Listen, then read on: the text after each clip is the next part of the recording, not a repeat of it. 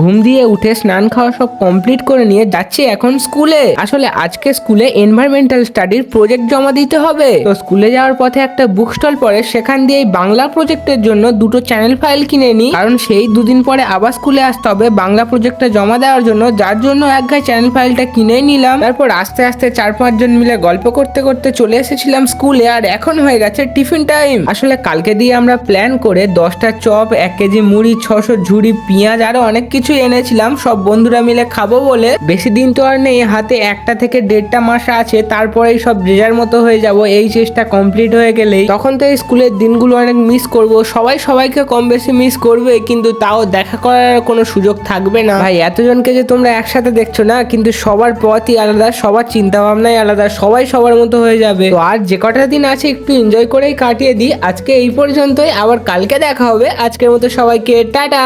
তবে হ্যাঁ, চাইলে এই ভিডিওটা ওই সব বন্ধুগুলোকে শেয়ার করতেই পারো, হয়তো অনেক বছর পরে আবার তোমাদের দেখা হয়ে যাবে। আর হ্যাঁ, যাওয়ার সময় সাবস্ক্রাইবটা করে যাও।